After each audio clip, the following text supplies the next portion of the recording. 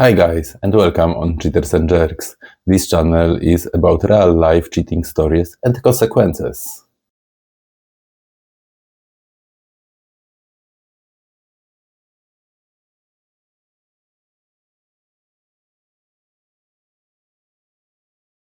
Ladies and gentlemen, the woman announced, her voice carrying over the music. We have a newcomer who's ready to push her limits. Who wants to help show her a good time? A cheer went up from the crowd. I felt my cheeks flush, but excitement coursed through me. This was it, the ultimate thrill. But let's start from the beginning, right after your subscription to this channel. I settle into my favorite spot at the kitchen table, the morning sun streaming through the windows and casting a warm glow on the polished wood. The house is quiet, save for the gentle hum of the refrigerator and the occasional chirp of birds outside. I take a sip of my coffee, savoring the rich aroma and the comforting warmth that spreads through my body. As I scroll through my phone, I catch a whiff of Jack's cologne lingering in the air. He left for work early, as usual. I smile to myself, thinking about how dependable he is. Our marriage is good, stable, happy even. Jack's the kind of guy every woman dreams of. Hardworking, reliable, and genuinely kind. We've built a life together that most people would envy. A beautiful home, great friends, a comfortable routine. I do love him. I really do. But there's this thing, this nagging feeling I can't shake. It's like an itch I can't quite reach, a spark that's missing. I'd never say it out loud. It feels wrong, disloyal somehow. But the thought creeps in, unbidden. I shake my head, trying to dispel the notion. Things are good, I mutter to myself, finishing the last of my coffee. Great, even. The words sound hollow, even to my own ears. Weeks later, I'm out with the girls for our monthly wine night. The restaurant is buzzing with energy, and our table is no exception. We're on our second bottle of Pinot, and the conversation has taken a decidedly raunchy turn. Oh my God, you guys. Melissa leans in, her cheeks flushed with alcohol and excitement. I have to tell you about this guy I met on Tinder last week. I raise an eyebrow, a half smile playing on my lips. Do tell, I say, feigning scandalized interest. Melissa launches into a detailed account of her hookup, complete with scandalous details that have us all giggling like teenagers. I listen, nodding and gasping at all the right moments, but my mind is racing. The way she describes the thrill, the excitement of meeting someone new, it sticks with me. Later that night, I slide into bed beside Jack. His steady breathing fills the room, a sound that used to comfort me. Tonight, it grates on my nerves. I stare at the ceiling, my mind a whirlwind of conflicting thoughts. What am I doing? I have a good life, a loving husband. But why does it suddenly feel like I'm living in a bubble? Like I'm missing out on something? I turn onto my side, watching Jack's chest rise and fall. I don't intend to do anything about these feelings. Not really. But as I drift off to sleep, I can't shake the sense that something has shifted. Saturday morning, and Jack's already gone. Some big case at the firm requires his attention, even on the weekend. I wander through our empty house, feeling restless. I try to focus on cleaning, but my mind keeps circling back to Melissa's story, to the idea of adventure, of doing something just for me. Before I even realize what I'm doing, I've downloaded a dating app on my phone. My hands tremble as I set up a profile, selecting photos that show me at my best. It's just for fun, I tell myself, just to see what's out there. The first message comes through with a soft ping, and my heart leaps into my throat. It's nothing special, just a generic compliment from a stranger, but it gives me a rush I haven't felt in years. As the day wears on, more messages trickle in. Each one sends a little thrill through me. It's addictive, this feeling of being desired, of being seen as more than just someone's wife. When Jack comes home that evening, I greet him with unusual enthusiasm. I'm still riding the high of my secret, reveling in the attention I've received all day. Someone's in a good mood, Jack comments, smiling as he kisses my cheek. I shrug, trying to appear nonchalant. Just had a good day, that's all. As we settle in for a quiet night at home, I can't help but check my phone when Jack's not looking. It's harmless, I tell myself. Just a game to boost my ego. No one's getting hurt. But even as I think it, a small voice in the back of my mind whispers that I'm playing with fire. I push the thought away, focusing instead on the excitement coursing through my veins. For the first time in a long time, I feel alive. Weeks turned into a blur. Late nights found me ensconced in the glow of my phone screen, even as Jack slumbered peacefully beside me. It was intoxicating, really. The ping of a new message, the attention, the rush of a new connection. Among the many names and faces, one man stood out. Mark. Smooth, confident Mark, who always seemed to know exactly what to say. "Wish you were here right now," he'd text me, his words slipping under my skin like a hot knife through butter. I found myself craving his messages more and more, the flirtation growing bolder each night. One overcast Wednesday, I tossed caution to the wind and suggested meeting up. "Let's meet tomorrow, 1 p.m. Hotel Indigo, room 307, I typed, heart pounding. "Can't wait," he replied without hesitation. The next day, I navigated my way through a mundane work call, my mind entirely elsewhere. I threw on a simple, chic dress and spritzed my favorite perfume, feeling a mix of nerves and thrill as I stepped into the cool, dimly lit hotel room.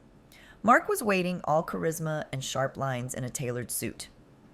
"Emily," he greeted me, voice low and inviting. Hanging by the door, I hesitated momentarily, the reality of the situation sinking in. Then I stepped closer. The air felt charged, and goosebumps rose on my skin as the cool air hit my neck. I stretched out on the hotel bed, every touch sending a spark through me. Mark was a blend of adoring and demanding, a new kind of dance I hadn't experienced before. I felt more alive than I had in years, forbidden, exhilarating, electric. Later, I slipped back into my dress, straightened my hair, and applied fresh lipstick before stepping out of the room. My pulse raced the entire drive home, replaying every moment. When I walked through the door, Jack looked up from his laptop with his familiar, warm smile. "Hey babe, how was your day?" he asked. Stepping closer, I bent down to kiss him on the cheek, feeling a surge of misplaced pride at my ability to hide the tangled web I had begun weaving. "Busy as always. You know how it is," I replied breezily. But behind my smile, excited whispers swirled in my head, the anticipation of the next thrill already lighting a fire in my veins. My calendar turned into a maze of work meetings and girls' nights. The secrecy was a game, each encounter pushing boundaries further. The second meeting with Mark was a bolder blur, a cocktail lounge visit morphing into a playful escape to the lounge bathroom. By our third clandestine rendezvous at a secluded wine bar, I was a master of slipping out undetected. Jack remained blissfully unaware, engrossed in his meticulous world of contracts and legalities, trusting me completely as I disappeared into realms he couldn't fathom. My phone buzzed under the dinner table, and my heart raced as I sneaked glances at the messages. "Miss you already," Mark had texted after last night's meeting. I smiled, replying with a teasing, "Is that so?" Gone were the days where I questioned my choices. Guilt was an alien concept, replaced by a heady rush of excitement. My double life flourished as I attended events Melissa used to brag about. Masked parties drenched in mystery, private gatherings cloaked in secrecy. Navigating these dual realities became second nature. One Saturday night, I found myself stepping into a dimly lit, exclusive club. Streams of provocative strangers mingled, masked, and anonymous. It felt like entering a different universe where identities melted and inhibitions evaporated. Here, Emily, Jack's dutiful wife, ceased to exist. I got pulled into a risque game, one that made my cheeks flush. Taking turns with strangers, everything felt exhilaratingly raw. Each moment was thrilling and degrading all at once, but it was all just harmless fun, I insisted to myself. Jack didn't need to know. He wouldn't understand. Confidence bordered on arrogance. I felt untouchable, the control completely mine. But one slip, one error, was all it took for the careful fortress to show its first crack. Shower steam swirled around me, soap suds sliding down my skin. Through the hazy glass, I missed the buzz of my phone on the counter. Jack, passing by, glanced at it. Curiosity piqued. A notification from an app he didn't recognize popped up, an explicit preview stopping him in his tracks. I stared at my phone, my heart racing as I read the invitation.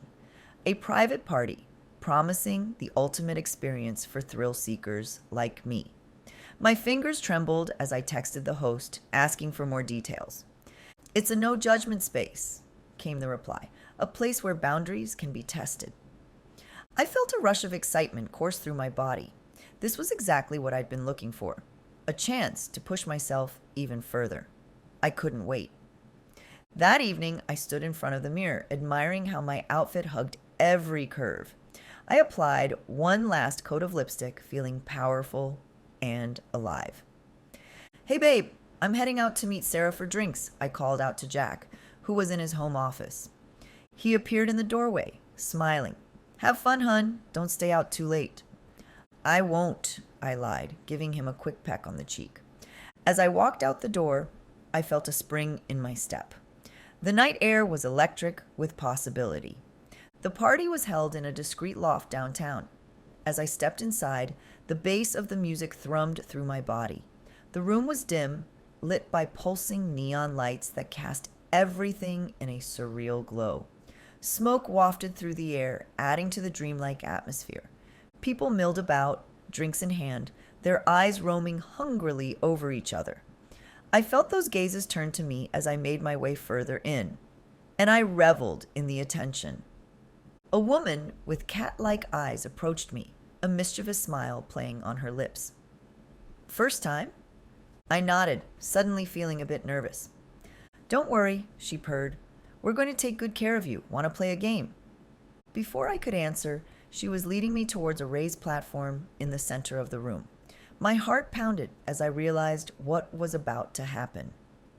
"Ladies and gentlemen," the woman announced, her voice carrying over the music, "we have a newcomer who's ready to push her limits. Who wants to help show her a good time?" A cheer went up from the crowd. I felt my cheeks flush, but excitement coursed through me. This was it, the ultimate thrill. The game began, and I found myself at the center of a group of strangers, all of them focused entirely on me. Hands roamed over my body, lips brushed against my skin. I closed my eyes, losing myself in the sensations. Time seemed to blur. I couldn't tell how long I'd been there, surrounded by these strangers, their touch setting my skin on fire. I felt more alive than I ever had before, every nerve ending singing with pleasure. I was so absorbed in the moment that I barely registered the commotion at first. It was only when I heard a loud crash that my eyes snapped open. And there he was, Jack.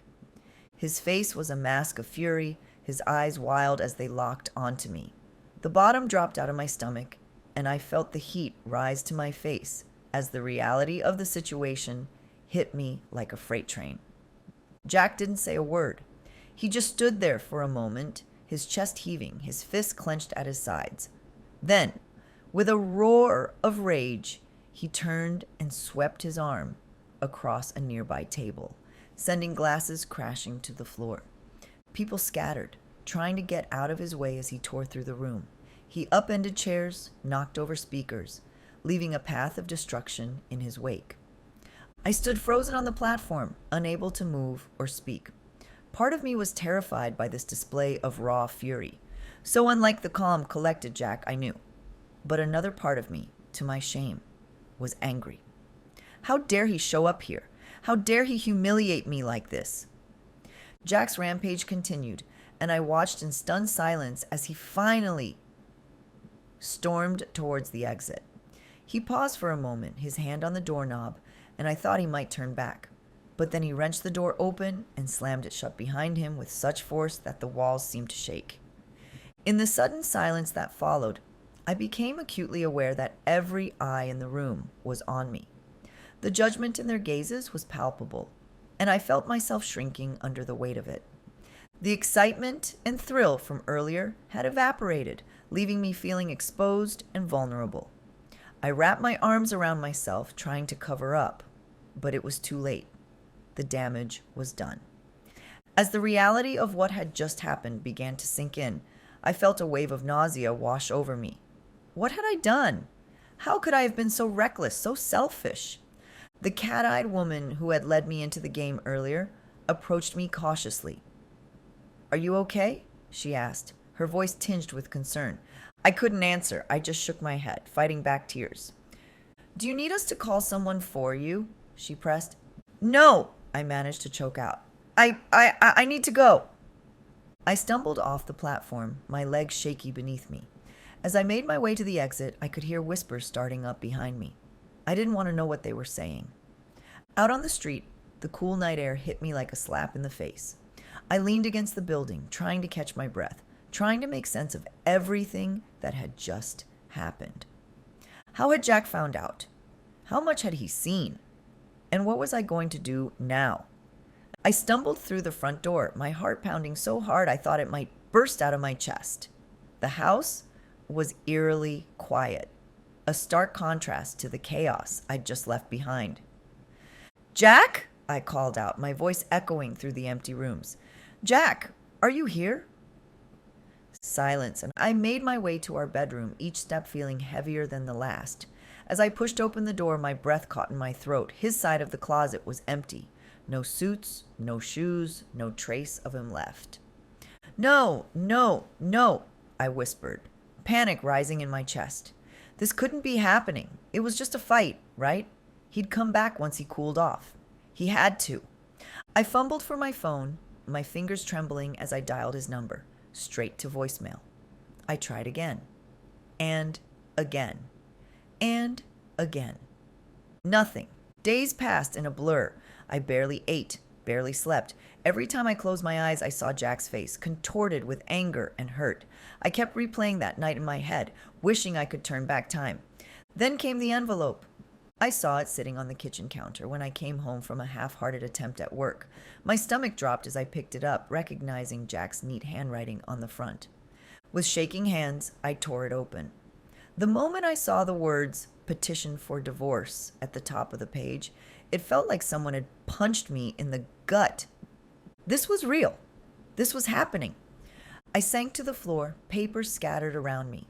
For the first time, the full weight of what I'd done hit me. I'd thrown away everything. My marriage, my future, the man I loved. For what? A few cheap thrills? The attention of strangers? It's just a formality, I told myself, trying to stop the tears that were threatening to fall. He's angry. He'll calm down. We can work through this. But deep down, I knew. The pit in my stomach told me what my heart didn't want to accept. This wasn't something I could charm or talk my way out of. I spent the next week trying to reach Jack. I called, I texted, I emailed. Nothing. It was like he'd vanished into thin air. Finally, in desperation, I tracked him down at his office. I knew his schedule, knew when he'd be coming back from court. I waited outside, ignoring the curious looks from his colleagues. When I saw him walking towards the building, my heart leapt. He looked tired, his usually immaculate suit slightly rumpled. "Jack!" I called out, rushing towards him. He froze when he saw me, his face a mask of pain and anger. "Please," I begged, grabbing his arm. "Please, we need to talk about this." "There's nothing to talk about, Emily," he said, his voice cold. "I'm sorry," I cried, not caring who saw or heard. "I'm so sorry. It was a mistake. It didn't mean anything. Please, you have to forgive me." Jack just stared at me, his green eyes hard and unforgiving. "Forgive you? You betrayed me, Emily.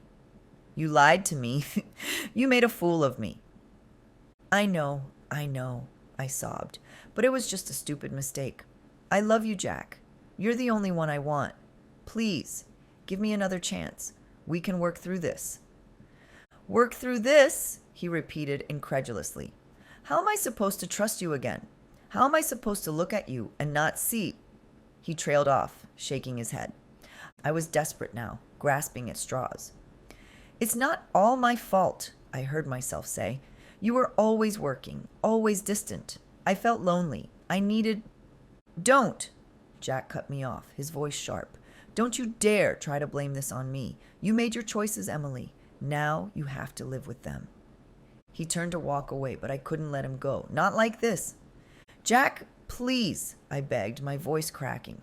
I'll do anything. Therapy, counseling, whatever you want. Just don't throw away our marriage. Don't throw away us. For a moment, just a moment, I thought I saw a flicker of something in his eyes. Doubt, regret. But then it was gone, replaced by a cold resolve.